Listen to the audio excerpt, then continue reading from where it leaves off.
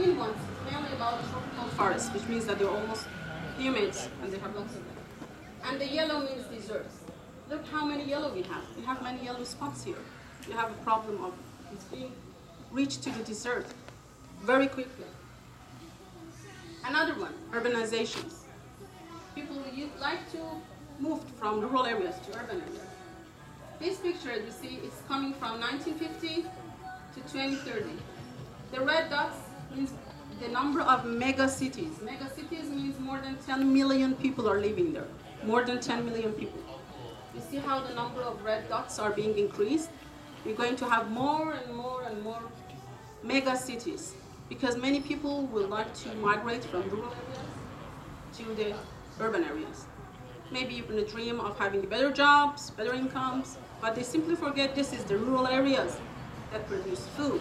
This is the rural areas that all urbanizations depends on their productions, on their agriculture. But you see how many more red dots are being happening? Megacities, 10 millions or more people. By 2030, which means just the next 10 years. It's actually a disaster, not a problem. Poverty. We do have a problem with poverty. Starting from 1993. You see how much the poverty of the world has been changed. We've been somehow successful on reducing the poverty, but the problem is we do have still extreme poverty in some parts of the world. Extreme poverty is less than 1.9 US dollars. When we have this extreme poverty and it hasn't changed, it means that we did something wrong. We just work with data to show off. Politicians use data. Say we did something good, but we still have extreme poverty in our 21st century. It's a big problem. In 2015, 10% of the world's populations live less than 1.9 US dollar a day. 10%, well, 10% is not a big number. Compared with 100%, with 90%, 10% is not. This is where we have to look at the numbers. 10% means 734 million people. 734 is not just a number. This means can be our families, can be our friends. And it's a huge number of population. 700 million people. They have problems. And natural disasters, of course. Flooding, sea level rise. Many parts of the world are facing climate change, global warming. Even in Taiwan, maybe it's interesting for you to know that I moved to Taiwan in 2010, about 10 years ago. I remember how, even for this period of 10 years, I personally was witness how the climate has been changed. We've been facing a winter which was not as cold as we expected, or we had a spring or summer with really less amounts of rain, which people in Taiwanese friends told me that we did not expect that. We don't know why it's happening. Or sometimes a very cold winter. I remember the blocks of my home just broke down because of the very cold temperature. People did not expect what to do. This is because the changing in the whole world will affect each of us. We're living in the same boat, right? We're living in the same boat. So whatever happened to the world will happen to us. Let's work on the interesting part. 2 case studies of the water crisis. The first one, Iran, my country. This is where Iran is located. Middle East, almost in the heart of the world. Middle of the world map. And here's where Taiwan is. It's very far, to be honest. By flight, it takes about 18 to 20 hours if I want to take a flight. And I have to change maybe from Taiwan to some Arabic countries, then maybe Taiwan to Hong Kong to Dubai, and Dubai to Europe. It takes a long time. It's a very long distance. But it's interesting. Whatever we're facing, similar things we're facing in the other parts of the world.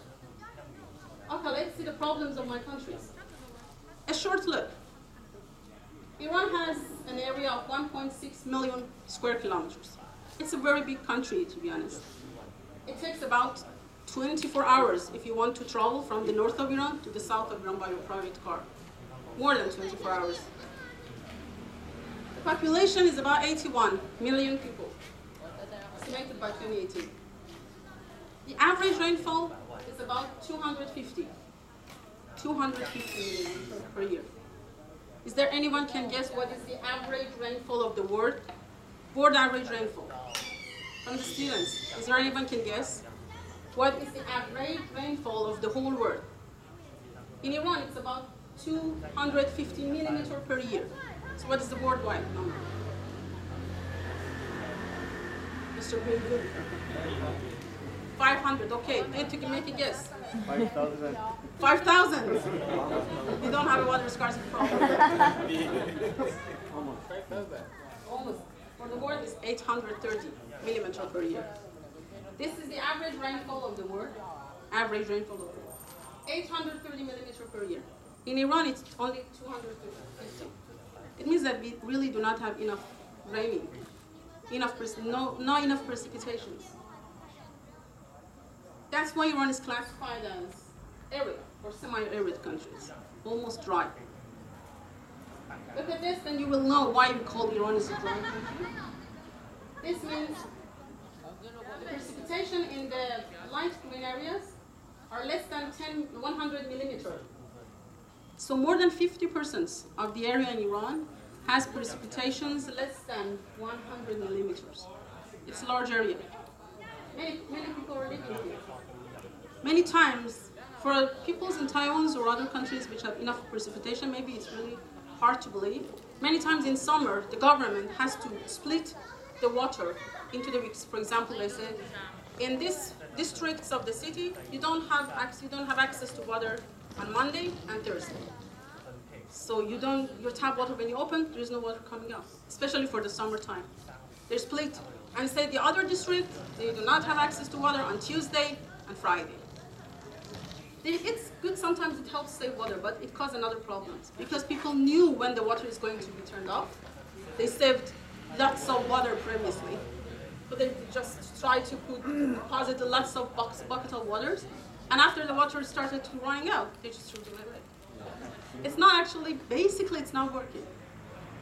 Because the culture is the problem. Still the education is the problem. How to change people's mindset. So, population growth and water scarcity. This is about Iran. We had about 10 million people in 1920. Now we have more than 81. So this is the population structures. This means the age. We have more populations in the middle age right now.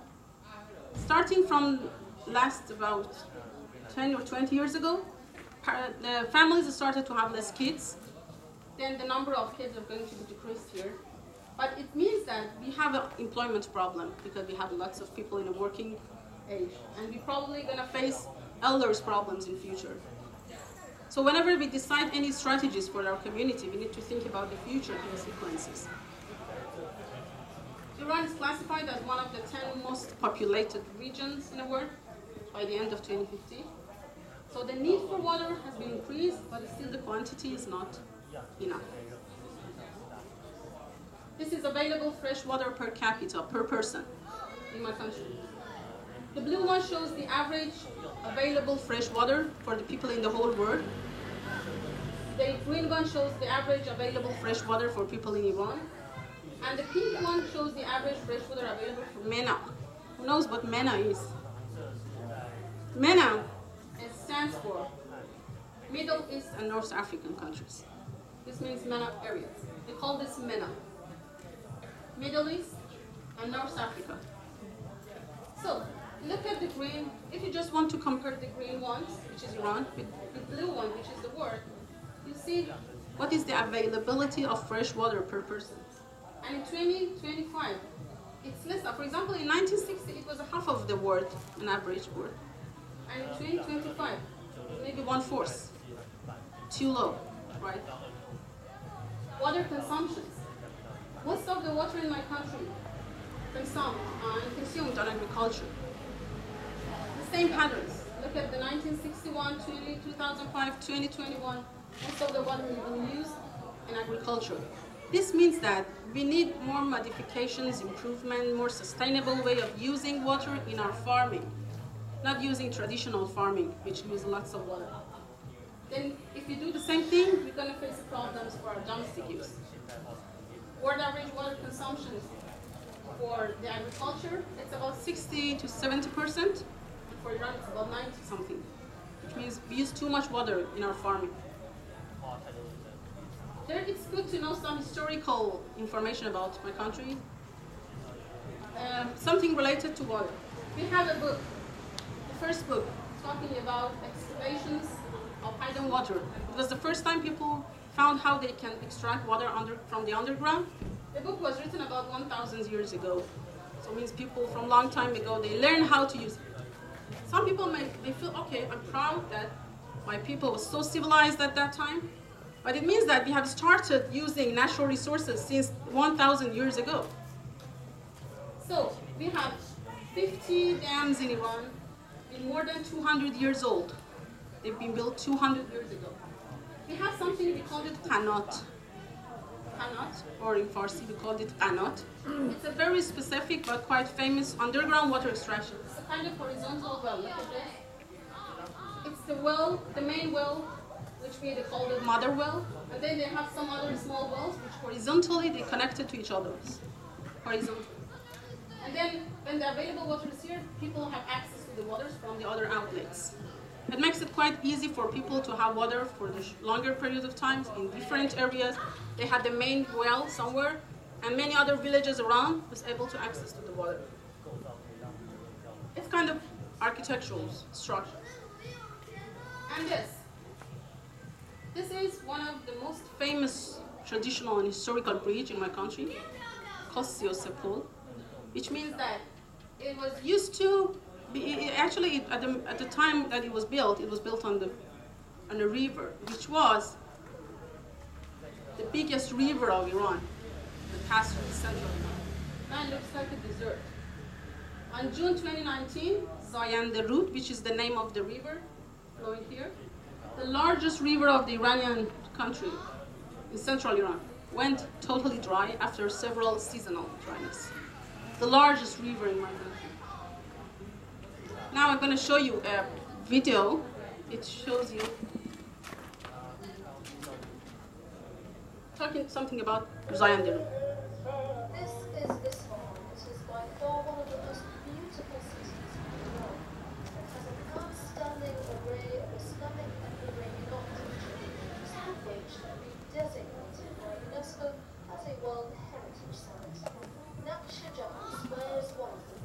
Zayande Rud River, which runs through the center of the city, used to look like this.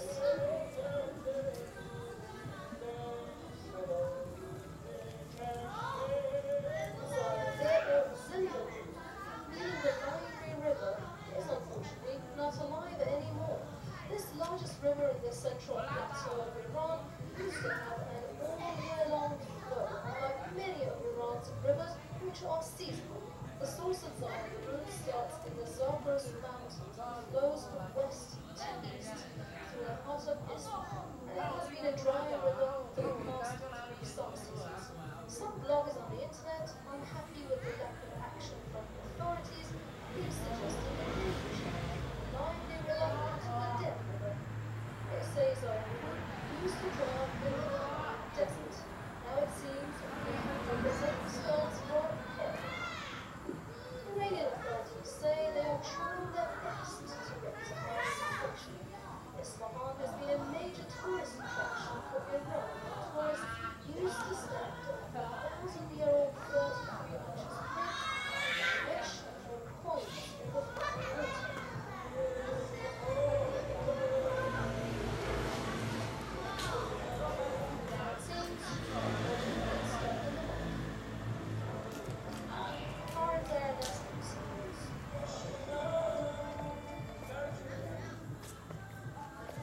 So this is just a short glimpse of how water scarcity problem is serious in my country.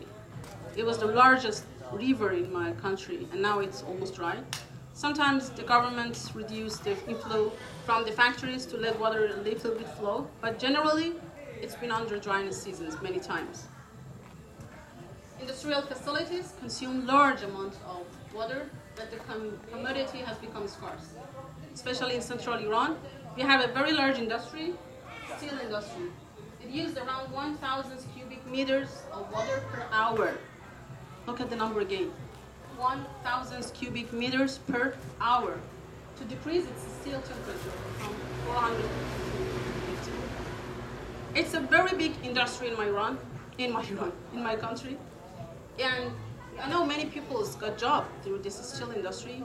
We export a lot of our products worldwide. The steel quality of Iran is quite famous, but at the same time, they still use lots of water, which means that the innovation ways for use water in our industrial system has not been changed yet, and that caused the problem. We don't have enough water for the people. Major water challenges in Iran: unbalanced demand and supply, excessive withdrawal of the water, groundwater from the wells, pollution, efficiency in irrigation systems.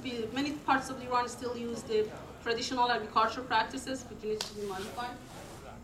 Disasters, sea level rise and global temperatures, lots of flooding we do have, and land use planning. Each of them needs very a big group of experts to come and discuss and come up with some suggestions. Some efforts has been started so far, but it takes longer time to come up with some good results. How should we prepare? Improving water efficiency, increasing storage capacity, more sustainable usage of water in agriculture, better water harvesting methods, and wastewater recycling. I believe these two parts are quite important and maybe less paid attention. Water harvesting and wastewater recycling. If we can work on the water recycling, we're going to solve 50% of our problems. If we can change the way we use water, we have lots of water, so we have to reduce the economic scarcity, accessibility to water. Now, second case study. Your beloved country, Taiwan. Well,